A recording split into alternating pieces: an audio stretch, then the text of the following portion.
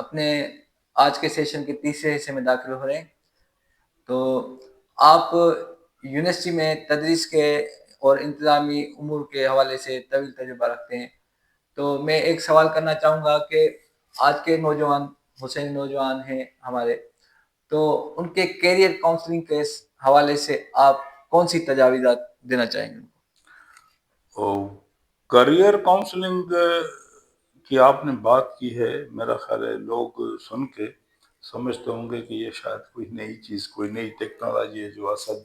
بھائی ہمیں بتا رہے ہیں، تو اتنا اس پہ اس کو نظر انداز کیا گیا ہے۔ ہمارے جو بچے ہیں، ہمارے جو نوجوان ہیں، جو اسکول جا رہے ہیں، جو کالجز میں جا رہے ہیں، ان کو کیریئر کاؤنسلنگ کا پتہ نہیں ہے۔ تو ہمیں میرا خیال ہے اس سے کوئی گروپس بنانا چاہیے جو ہمارے علاقوں کے اندر جائیں اور والنٹرلی جا کے وہاں پہ بتائیں اسکول کے بچوں کو کہ اسکول کے بعد آپ نے کیا کرنا ہے، اور آپ نے کالج میں ہیں تو کالج میں جائیں، اس کالج والوں کو بتائیں کہ آپ نے کیا کرنا ہے۔ اور آج کل تو میں ایک چیز آپ کو بتاؤں کہ ڈگری جو ہے وہ ایک اہمیت رکھتی ہے، لیکن ڈگری جن کے پاس نہیں بھی ہے وہ بھی اپنا اسکل سیکھ کے اور اپنا ایک فن حاصل کر کے اس سے بھی سوسائٹی کی خدمت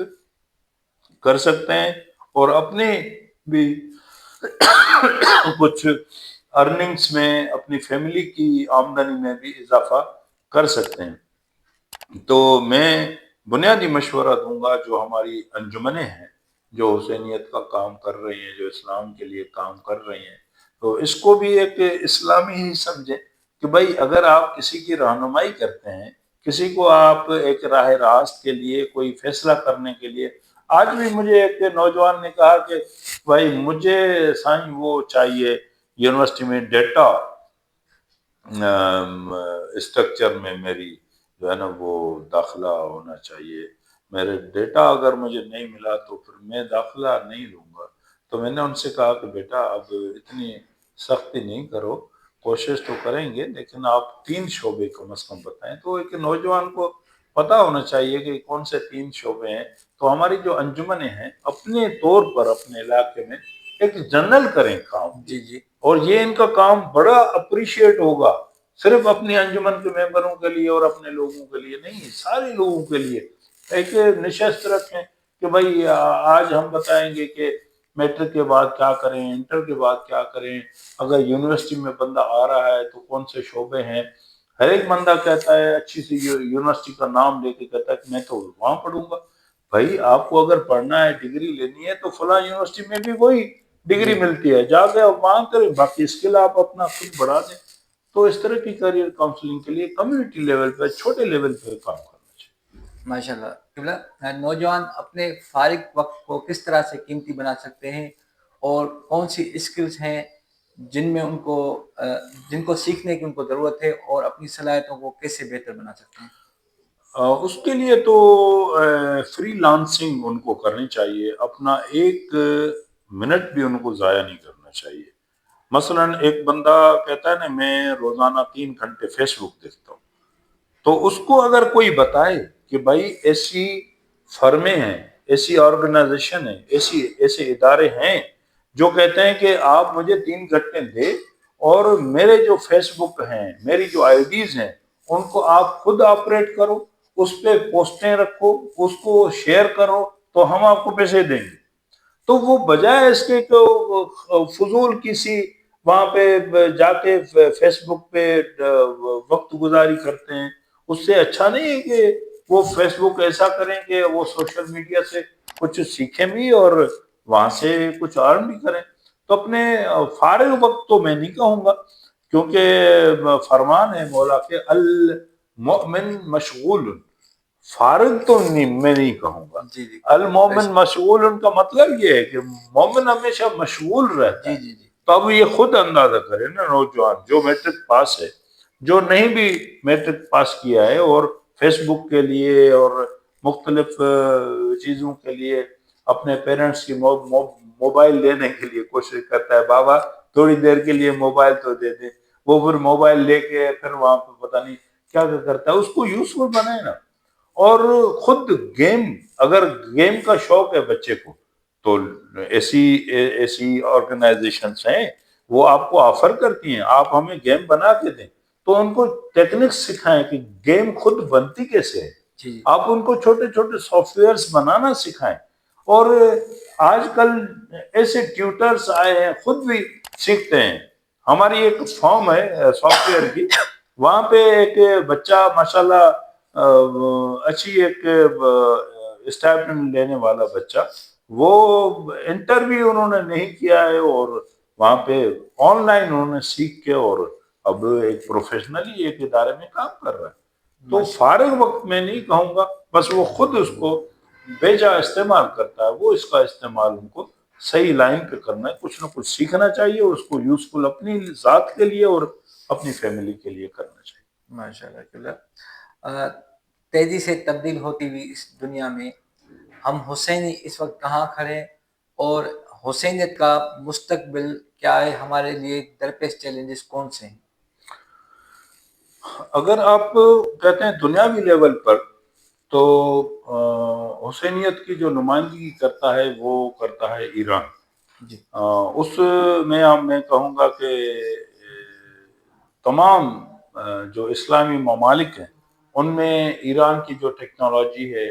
ایران کی جو ایجوکیشن ہے اور ایران کی جو انجینئرنگ ہے وہ سب سے اوپر ہے، ٹاپ پہ ہے. اور یہ ہیں حسینی دنیا میں دکھانے والے. اس کے علاوہ ہمارے جو نوجوان ہیں ان کو پتہ ہونا چاہیے کہ ہمارے جو نوجوان ہیں وہ کہاں تک آگے بڑھے ہوئے ہیں اور اسکلفل ہیں اور ان کو ٹیکنالوجی کا کمال ہے. ہمارے لوگ ہیں جو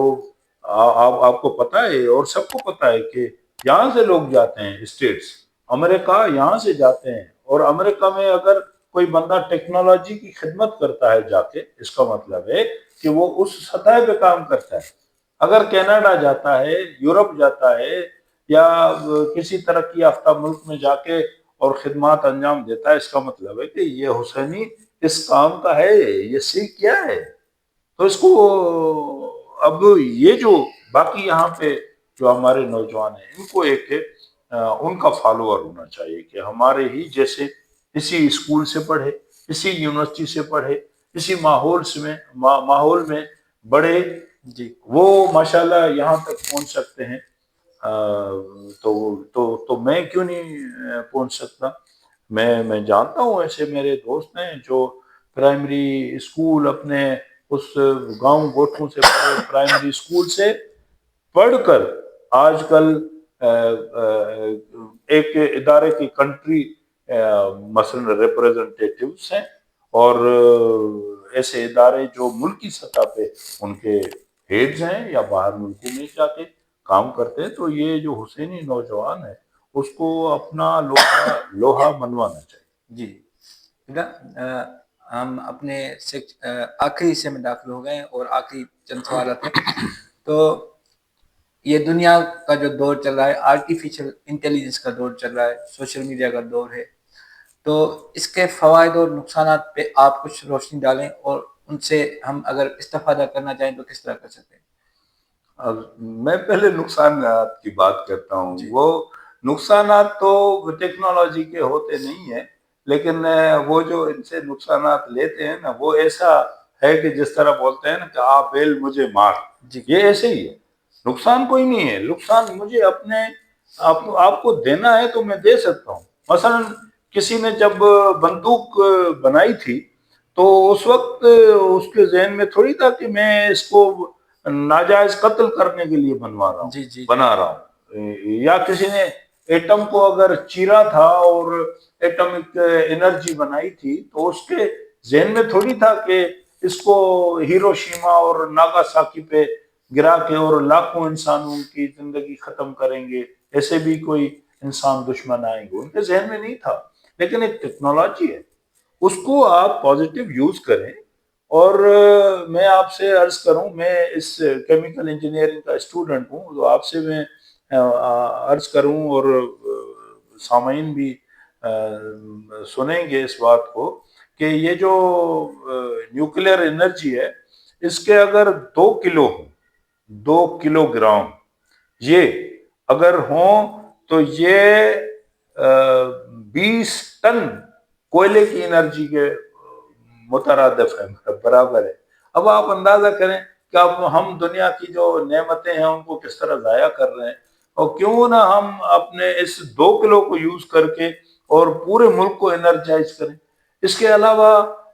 ٹیکنالوجی سے کوئی نقصان نہیں ہوتا، ہم خود نقصان اس کو اپنے آپ کو دیتے ہیں۔ مثلا اے آئی ہے نا، آرٹیفیشل انٹیلیجنس ہے، تو میں سمجھتا ہوں کہ لوگوں کو پتا ہوگا کہ ہمارے لوگوں نے ایسا ڈیٹا اکٹھے کیا ہے جس میں 3 لاکھ سے زیادہ ڈیٹا ہے، جو پازیٹیو ڈیٹا، آپ جا کے سرچ کریں آپ کو پازیٹیو ریسپانس وہاں سے آئے گا۔ تو آپ بیٹھ کے اگر آرٹیفیشل انٹیلیجنس کو یا روبوٹکس کو، ایک فیلڈ ہے نا روبوٹکس، اس کو اگر آپ کمیونٹی کے لیے، سوسائٹی کے لیے فائدہ مند کریں تو اس سے زیادہ آپ فائدہ حاصل کر سکتے ہیں۔ باقی نقصانات یہ ہے کہ میں خود اگر کہوں کہ میں اس کو نگیٹو اس رول کو ادا کروں اور دوسروں کے لیے، تو یہ تو اس ٹیکنالوجی کا قصور نہیں ہے، میرا اپنا قصور ہوگا۔ ماشاء اللہ قبلہ، ہماری اس بزم کا آج آخری سوال، جو ہماری امید کا محور بھی ہے، ہمارے وقت کے امام، ان کی نصرت کے لیے ہم خود کو کیسے تیار کریں اور آپ آنے والے دور کو کس طرح دیکھ رہے ہیں؟ اسد بھائی، دیکھیں امام زمانہ علیہ السلام کے دور کی ایک نشانی یہ ہے کہ جو سب کو پتہ ہے، دوست دشمن میں یہ روایت مشہور ہے، اور یہ عام نہیں ہے،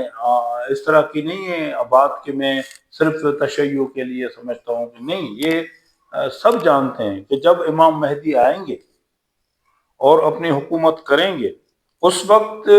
یہ جو زمین ہے اپنی تمام تر نعمات کو میکزیمم دے گی ہمیں۔ جی مثلا ایک بندہ ہے، ایک کسان ہے جو گندم کو اگاتا ہے، تو میکزیمم گندم اس وقت اگے گی۔ تو مجھے اس راستے پہ کام کرنا چاہیے نا، ابھی اس ٹیکنالوجی کو اور اس سائنس کو اور اس مہارت کو حاصل کرنا چاہیے کہ میں اس طرف ہوں نا، جس طرف امام زمانہ کے دور کی ایک جھلک ہو۔ اور دوسرا یہ کہ مثلا ایک روایت میں نے کہیں پڑھی جس میں یہ تھا کہ امام زمانہ کا جو تیر ہے، جو جب امام زمانہ پھینکیں گے تیر،